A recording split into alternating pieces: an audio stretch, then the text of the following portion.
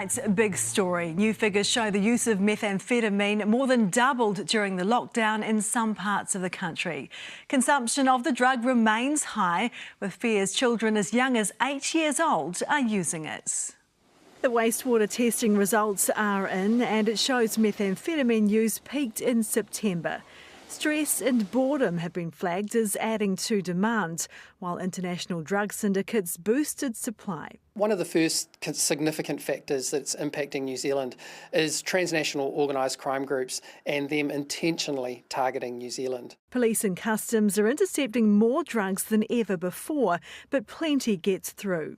Researcher Chris Wilkins says small-town New Zealand is bearing the brunt. Some of the smaller towns that have underlying social problems, lack of economic opportunity, and don't have really good access to health and drug treatment services are the people that are really suffering. Per capita, methamphetamine consumption was highest in Northland, with steady increases throughout the year in Waikato and Auckland, which had longer lockdown periods.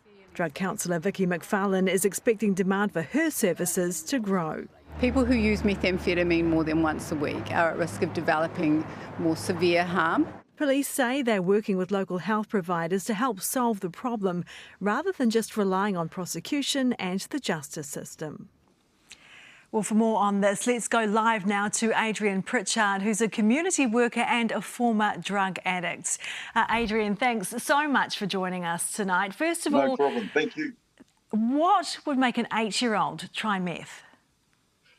Well, that's a big question, but at the end of the day, my question is for an 8-year-old to be using drugs, what's happening at home? That's my number one question, is where's he getting it from, or where she's getting it from, and why she or he is using it. 8-year-old doesn't wake up one morning and say, okay, I'm going to go and get a pipe and use meth. And where's the money coming from?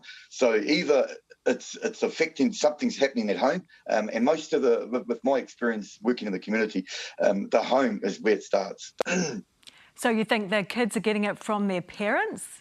Yep, like their parents are, most of the time their parents are cuckoo, they're out of it, they're wasted, and they leave boxes, they leave meth on the floor, they leave meth on the tables, they leave meth on the kitchens, around the kitchen, or they might even leave meth in the pipe even, because they're so wasted, they're so out of it, they don't know what they're doing, and it's shocking. It's very and it is, and that's what I try to motivate people in the community, counsellors and DHB, is don't let people come to you. Go to their homes and actually see what's going on in their homes.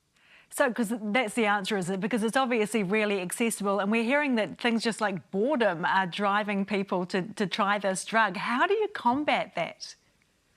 I don't think it's boredom. I think it's more it's stress. We're like, I just heard on your article about survival mode or economical. We're in a low, we're low, like poverty, and I think kids today, they are under a lot of stress, especially if they aren't getting loved at home and they aren't getting accepted at home.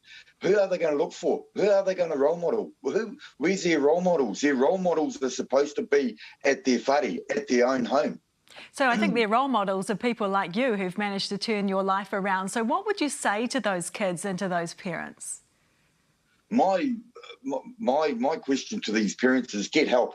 Like I'm a really strong supporter, and I give a good shout out to the Anti-P Ministry, Brendan Moore. They do amazing work in the community in Auckland, and they've just got a rehab, they've just got a house, and it's people need to start being honest. Don't try to hide it, because you can't hide an addiction. It comes out sooner or later.